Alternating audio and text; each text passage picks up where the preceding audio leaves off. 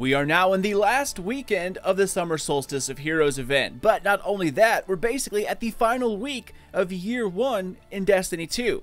Forsaken is not just under D2 DLC, guys, it is going to be overhauling the game entirely. The Destiny you once knew is going to be gone, and in its place, Forsaken will be changing things drastically. The weekly update drops some preview patch notes, raid details, along with some other goodies, so let's dive in and check out all of the latest TWAB news. Guardians, what is going on, guys? Sly here, back at it with some more of that TWAB goodness. Bungie's weekly update has been especially juicy the past few weeks, and this week, the last real week of Year 1, I pretty much expected more of the same. We have some patch note previews to check out with some major and awesome changes in there, the debut of the new raid, some clarification on mods in Year 2, and tons of other stuff. But first, how about that new Cade trailer, right? I mean, one thing Bungie does extremely well, guys, their music, their level design, and their trailers. And once again, they released another awesome one.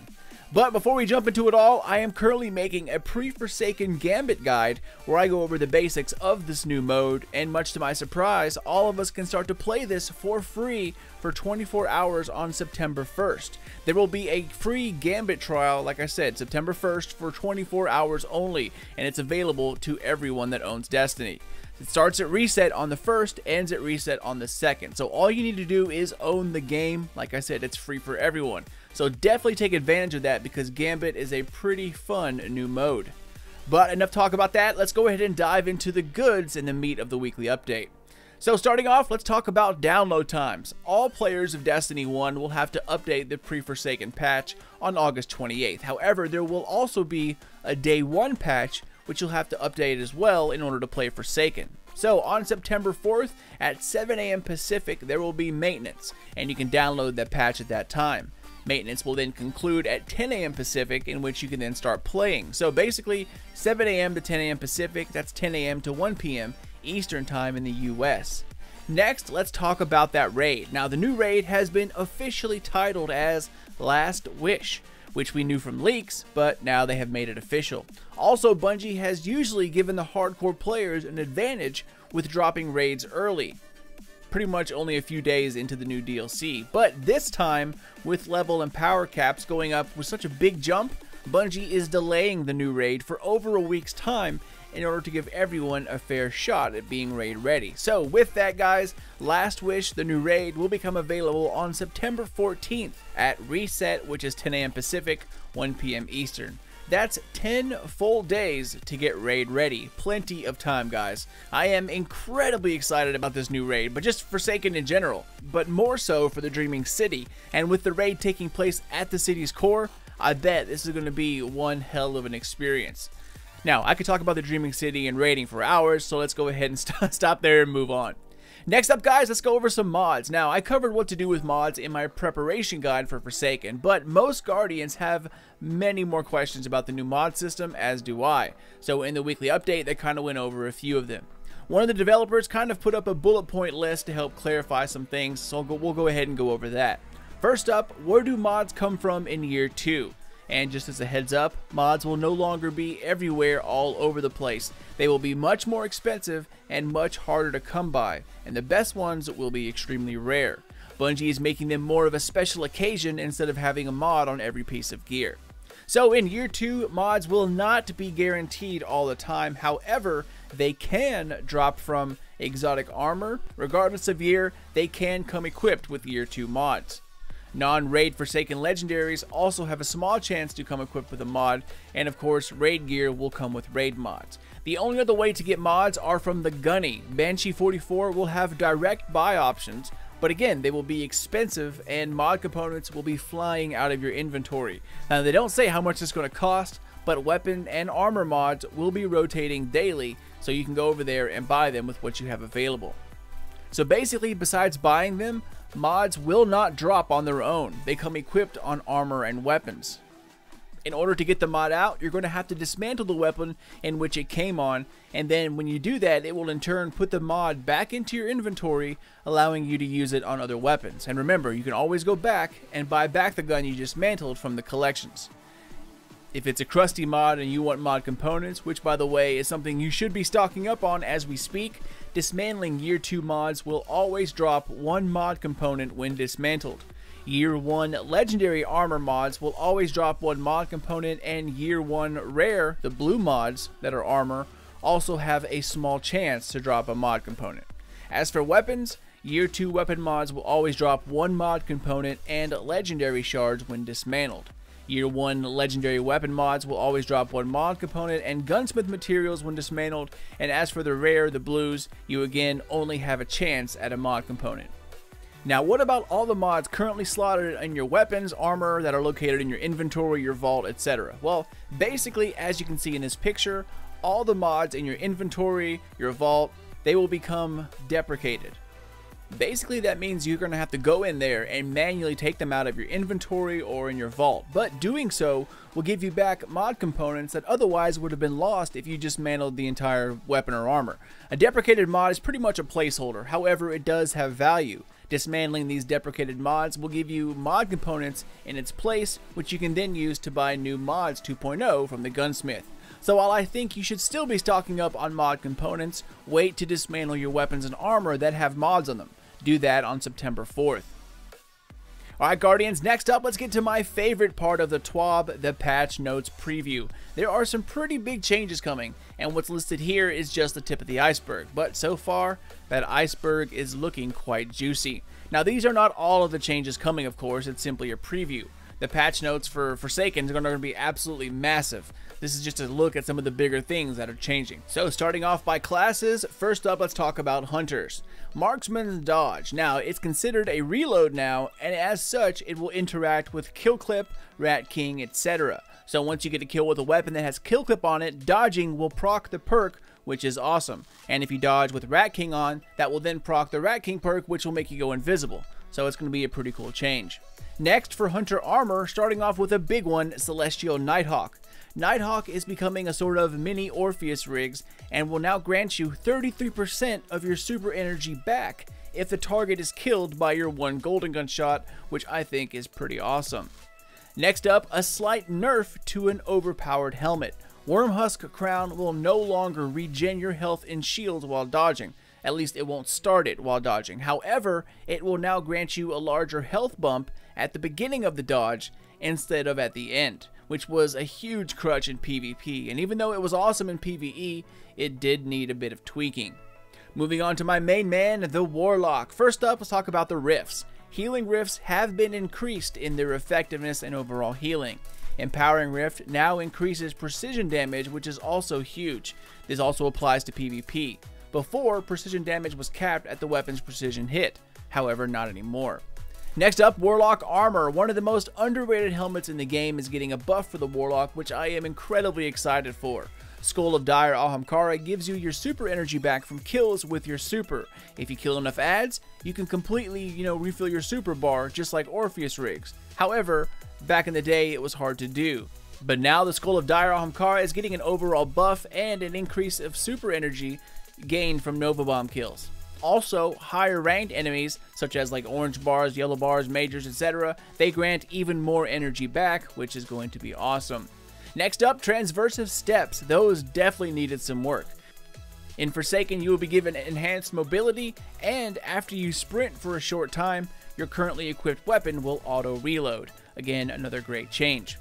Next, let's talk about the Titan, who is also seeing some epic changes. First up, its class ability, the Rally Barricade, and this is a big one. Rally Barricade no longer requires players to take cover to reload. It now feeds ammo to your magazine over time. Now this can be either amazing or absolutely terrible. Bungie didn't say how much time it takes or how fast this new feeding over time perk works. So once again we will see, but so far it sounds like an awesome change.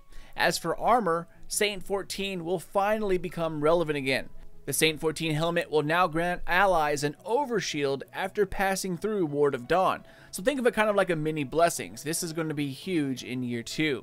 Next, Mask of the Quiet One is seeing a big buff. It will now give you more energy from incoming damage, and this next perk, like I said, seems a bit overpowered. While critically wounded, health will be granted from kills, like all the time. Like, say what? That is huge, man. We'll see how much health it gives you, but that means as long as you're killing things, you shouldn't die. I bet you it's not going to be as powerful as, say, the Devour, but it looks like I'm going to have a new favorite helmet on my Titan. Next up, let's talk about grenades. Now, this is something I've been shouting for quite some time. During the Destiny 2 beta, like over a year ago now, grenades were incredibly weak and had to be buffed substantially, but some of them still weren't quite there yet. So in year 2, a big old list of grenades are improving. First up, Axion Bolts. Increase base damage and increase the amount of time it takes for tracking strength to lessen. Next up, Flashbang Grenades. The Storm Grenade and Incendiary Grenades are seeing a base damage increase, a straight up buff. Scatter Grenades. Retuned range and fall off ranges for the detonations to be made more reliable. Next up, Magnetic, Fusion, and Flux Grenades all have received a base damage increase. However, damage is now the same whether you stick it onto a target directly or if they walk over top of it, if it's sitting there next to them, etc. Magnetic Grenades will now only detonate a second time if they are directly stuck onto a target. If it misses, it only explodes once. However, when it is stuck onto an enemy and if other enemies are around them, all of the enemies who have taken damage from the first blast will receive the second explosion even if they run away. The second explosion is no longer tied to the grenade itself, but rather to those who take damage from the initial explosion. So if you have a cluster of enemies together and you stick a grenade to the guy in the middle, if that first blast hits all of those guys and then all of a sudden say they just scatter in each direction, even if they're on opposite sides of the map, because they took that first explosion, each one of those will get a secondary explosion no matter where they are. So as soon as they get touched by that grenade, they can run off and do whatever they want. They're still going to get a second explosion no matter what. So that is a pretty big change and something I'm kind of excited to see. Next up, Skip Grenade. Increased impact of each individual cluster for higher potential damage. After that, Void Wall. Increased damage of the initial Void Wall wave. And after that, we have a few quality of life improvements. You can now shader swords. Huzzah! I didn't realize that was actually kind of a big deal, but seems like people are pretty excited about that. Also, something I recommended quite some time ago, timers will be added to healing, empowering, and rally barricades in order to see how long you have left until they expire. Also, Lost Sector difficulties are increasing to 240 power level, and wanted escapees from the Prison of Elders will start to roam the open world. However, they will not drop rewards until September 4th. So if you remember the Taken King and how the Taken took over the patrol areas like in the Cosmodrome, well, that seems to be happening again. And since they said they will not drop rewards until the 4th, it looks like they're going to be set loose for the entire week before Forsaken drops, so August 28th, which I think is going to be pretty awesome. However, they might be a bit overpowered. Next, let's talk about my main man, Xur. Now, he is seeing some pretty big changes overall, which will make Xur more interesting. Xur will no longer be tied to the weekly flashpoint. He can be absolutely anywhere, and he will no longer show up on your map. So we're back to running around trying to find him on Fridays, which I think will finally put purpose back into my Xur videos, which I kind of stopped doing as of late because there's just really no reason to do them. Next, let's talk about his inventory. So, Faded Engrams will be for strictly Year 1 items only. They're trying to put the chase back into Destiny with exotics, and Faded Engrams just made it way too easy. However, since Xbox will be getting the PlayStation 4 weapons and armor along with their strikes, Borealis is a Year 1 weapon. So if you want it and you have all of the Year 1 exotics, the Faded Engram should give you the Borealis right off the bat the first week you see him. But be careful of legendary shards, my friends, because they're going to be a precious resource once again. And with leveling being so high now, I think it's going to take quite some time. And during that time, you're going to need those shards. So just a heads up, you might run out and you'll be kicking yourself in the butt for buying that expensive engram. But that is about it, Guardians. Once again, a few things you should remember for next week. Make sure you have all of your weapons set to their desired element before they are locked. Also, since weapon slots are changing, it could overload your inventory, and if it does, the weapons will fall out and be put into your postmaster. So make sure postmasters are cleared out, because across 3 characters, there's a chance that a lot of weapons could be pushed out. Also, know that things will be kind of weird next week. Some descriptions will be wrong or not available, strike scoring will not be available across the board, mods will lose their +5 power, so everyone will be bumped down a few power levels, among a few other things. But before we go, one thing I wanted to mention, guys, is that in the Destiny player support area of the TWAB, it showed off something cool. Apparently, triple tap is changing in year 2. I don't know if this is common knowledge or not, but I didn't know about it. So triple tap will no longer pull ammo from your reserves. As you can see here, they talk about the perk being described wrong during next week, but I wasn't aware it was changing at all. So that is another nifty change coming to Forsaken. But that is about it, Guardians. Only a few more days left to finish your Triumphs and your Solstice armor. So hopefully you guys can get that done in time. Now, I'm willing to bet Bungie has a pre-Forsaken surprise for us next week in addition to the one-day Gambit trial. But on Tuesday, the change starts to take place, and I haven't felt this much excitement in the air since the week before Taken King. And if my thoughts are correct, guys, Forsaken is going to be even better than that, which is no easy feat. So get pumped, guys. Every change I've read over the past 4 to 5 months concerning Forsaken is a change that I am genuinely excited for. I'm going to be one tired YouTuber over the next month. So hopefully you all will be here when we start discovering Destiny 2 all over again. But I am out, y'all. As always, thank you guys so much for watching and for supporting Sly Nation. Feel free to check me out on Twitter or Facebook at Sly Nation Gaming on the FB. Subscribe for tons more Destiny 2 Forsaken and Anthem videos. Spank the thumbs up only if you enjoyed yourself. And comment down below if you have any questions, any tips, or if you just want to say what's up.